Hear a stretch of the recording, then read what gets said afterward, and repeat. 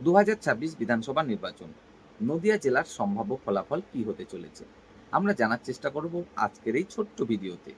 আপনাদের রিকোয়েস্ট করব স্কিপ না করে মনোযোগ সহকারে ভিডিওটি দেখার, তাহলে পুরো বাস্তব বিষয়টা আপনারা জানতে পারবেন। দেখুন, এই যে ২০২১ সালের বিধানসভা নির্বাচন, সেখানে আমরা দেখেছিলাম যে নদিয়া জেলায় টিএমসি এবং বিজেপি দুজনাই কিন্তু বেশ ভালোই লড়াই করেছিল। টিএমসি একটি আসন বেশি জয়লাভ করেছিল বিজেপির থেকে, অর্থাৎ টিএমসি ছিল ৯, বিজেপি ছিল ৮। যদিও বা পরবর্তী সময়ে আমরা দেখি একটি আসনে উপনির্বাচন হয় এবং সেটি প্রথম অবস্থায় যদিও বা বিজেপি জয়লাভ করেছিল, পরবর্তীকালে সেটি টিএমসি জয়লাভ করে নেয় এবং বিজেপি কিন্তু আরও বেশি পিছিয়ে পড়ে, অর্থাৎ বিজেপি হয়ে দাঁড়ায় ৭-এ এবং টিএমসি চলে যায় ১০-এ। এই হচ্ছে গতবারের নির্বাচনের ফলাফল। এবার আসি আমরা এবারের যে ২০২৬-এর বিধানসভা নির্বাচন, সেখানে কটি আসন কারা পেতে চলেছে বা কোন কোন আসনগুলিতে কেমন হাড্ডাহাড্ডি লড়াই হতে চলেছে। মোটামুটি এখানকার ১৩টা আসন আপনারা ধরতে পারেন গতবারের যা ফলাফল ছিল তাই থাকার সম্ভাবনাটা বেশি। হ্যাঁ, অবশ্যই এদিক ওদিক হতে পারে যদি ভোটাররা মনে করে যে না, আমরা পাল্টে দেব, সেটা আলাদা বিষয়। তবে মনে করতে পারেন যে ১৩টি আসন গতবার যা ফলাফল ছিল তেমনটাই থাকার সম্ভাবনা রয়েছে। কোনো আসনে টিএমসি জিতেছিল, আবারও টিএমসি জিততে চলেছে। কোনো আসন বিজেপি জিতেছিল, আবারও বিজেপি জিততে চলেছে।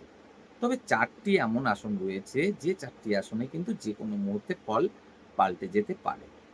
অবশ্যই এই ৪টি আসনের মধ্যে ৩টি আসন কিন্তু টিএমসির দখলে রয়েছে, আর ১টি আসন দখলে রয়েছে বিজেপির। চলুন সেই ৪টি আসন সম্পর্কেও একটু জেনে নিই এবং কেন পাল্টাতে পারে সেই বিষয়গুলো জেনে নেওয়ার চেষ্টা করি। নাম্বার ১, তেহট্ট বিধানসভা কেন্দ্র। এখানে গতবার জিতেছিল টিএমসি, কিন্তু ব্যবধান ছিল খুবই সীমিত, ৫,০০০ প্লাস। আর যেখানে এসআইআর থেকে শুরু করে পরিযায়ী শ্রমিকের যে ভোট, সেগুলো থেকে শুরু করে সরকারি চাকরিজীবীদের যে ব্যাপারটা রয়েছে, সেগুলো থেকে শুরু করে বিভিন্ন চাকরির বিষয় নিয়ে যে অশান্তি, এগুলো থেকে শুরু করে এত কিছু ঘটনা যেখানে ঘটে গেছে, সেখানে দাঁড়িয়ে মাত্র ৫,০০০ ভোটের ব্যবধান, সেটা কিন্তু একদমই সেফ জোন নয়। অর্থাৎ এইখানে কিন্তু যেকোনো মুহূর্তে ওলটপালট ঘটতে পারে। নাম্বার ২, কৃষ্ণনগর দক্ষিণ। এখানেও ছিল ব্যবধান খুবই কম। এটি ছিল টিএমসির দখলে। অর্থাৎ এই যে কারণগুলো দেখালাম তার সাথে আরো একটি কারণ রয়েছে। কংগ্রেসের ভোট কন্টিনিউ টিএমসিতে যাচ্ছে, সিপিএম এর ভোট কন্টিনিউ বিজেপিতে যাচ্ছে বছরে, বছরে। যেখানে আমরা ২০২১-এ দেখেছিলাম কংগ্রেসদের মোট ভোট ছিল ৩% এর একটু বেশি এবং বিজেপির মোট ভোট সিপিএম এর মোট ভোট ছিল সমস্ত আ সিপিআই সমস্ত কিছু মিলে প্রায় ৭ থেকে ৮%। তো স্বাভাবিকভাবেই বিজেপিতে কিন্তু ভোট বাড়ছে দিন, দিন। এটা কিন্তু বলার অপেক্ষা রাখে না। তো এই আসনটিও কিন্তু যেকোনো মুহূর্তে ওলটপালট ঘটতে পারে। এবার আসি রানাঘাট উত্তর-পশ্চিম বিধানসভা কেন্দ্র সম্পর্কে। এই কেন্দ্রটি গতবার দখলে ছিল বিজেপি। ব্যবধান কিন্তু বেশ ভালোই ছিল, ২০,০০০ মতো। তারপরেও এই আসনটি কিন্তু একদমই সেফ নেই। এই আসনে কিন্তু যেকোনো মুহূর্তে ওলটপালট ঘটতে পারে, অর্থাৎ বিজেপির থেকে এটা চলে যেতে পারে টিএমসির দখলে। কেন? কারণও রয়েছে। কারণটি হলো, গতবারের যে বিজেপি প্রার্থী জয়লাভ করেছিলেন এই কেন্দ্র থেকে, তিনি এবারও প্রার্থী হয়েছেন। কিন্তু প্রার্থী হিসাবে লোকাল যে ভোটাররা, তারা একদমই পছন্দ করছে না এই প্রার্থীকে। তার উপরে আবার টিএমসির হয়ে যিনি ভোটে দাঁড়িয়েছেন, তিনি কিন্তু বেশ বড় মাপের একজন প্রার্থী, তাপস ঘোষ।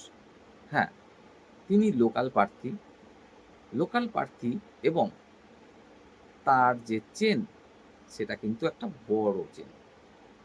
বিভিন্ন বিজেপি পার্টি করা যে মানুষজন বর্তমানে রয়েছেন, তাদের সাথে পর্যন্ত চেন রয়েছে ওনার।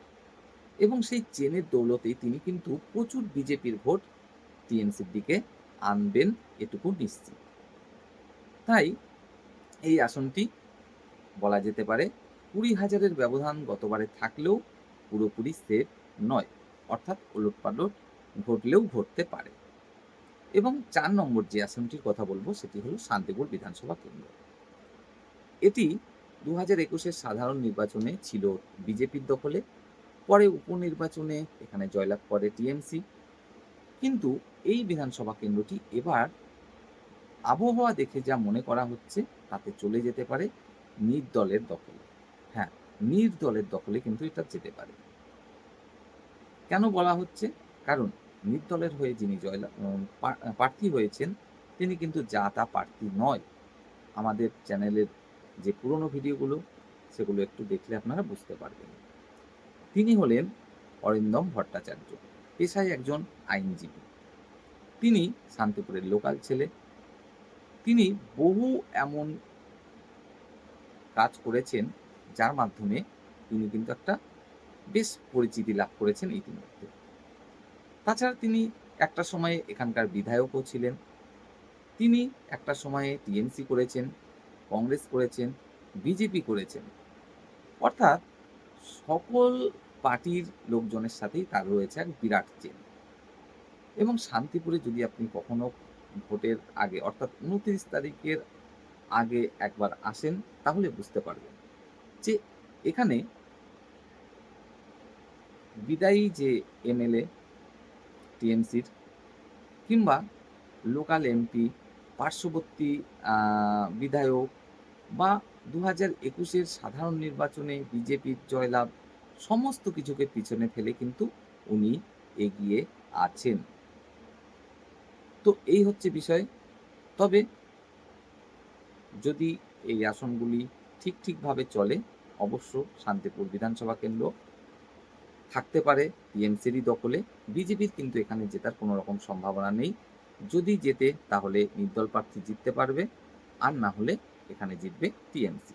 রানাঘাট উত্তর পশ্চিম যেহেতু মার্জিনটা অনেকটাই বেশি, তাই টিএমসি প্রার্থীর জেতার সম্ভাবনা থাকলেও এটা কিন্তু শেষ পর্যন্ত নাও হতে পারে, অর্থাৎ সামান্য ব্যবধানে হলেও জয়লাভ করতে পারেন বিজেপি প্রার্থী। বিশেষ করে তেহট্ট যে বিধানসভা কেন্দ্র, এখানে মুসলিম ভোট কিন্তু একটা বড় পরিমাণে রয়েছে, তাই ব্যবধানটা দেখে খুব কম মনে হলেও এটা আবারও থেকে যেতে পারে কিন্তু টিএমসিরই দখলে। রানাঘাট দক্ষিণ, হ্যাঁ, এই আসনটি নিয়ে কিন্তু খুবই একটা কন্টেস্ট আমরা দেখতে চলেছি নিশ্চিতভাবে। সর্বমোট বলা যায় নদিয়া জেলায় এবারে হয়তো আমরা দেখতে চলেছি টিএমসি মোট আসন পেতে চলেছে ৮ থেকে ১০টির মধ্যে। ৮ থেকে ১০টির মধ্যে পেতে চলেছে এবং বিজেপিও পেতে চলেছে মোটামুটি ৭ থেকে ৯টি আসনের মধ্যে। অর্থাৎ ২০২১-এর যে ভোটের ফলাফল সেখান থেকে খুব বেশি কিন্তু এদিক ওদিক হবে না। সেই যে ফলাফলটা তার কাছাকাছি কিন্তু এবারও থাকতে চলেছে। যদি ভিডিওটি ভালো লাগে অবশ্যই অন্যান্যদের জন্য শেয়ার করবেন, একটি লাইক করে যাবেন, চ্যানেলটি সাবস্ক্রাইব করে সাথে থাকবেন, কমেন্টে জানাবেন আপনাদের গুরুত্বপূর্ণ মতামত।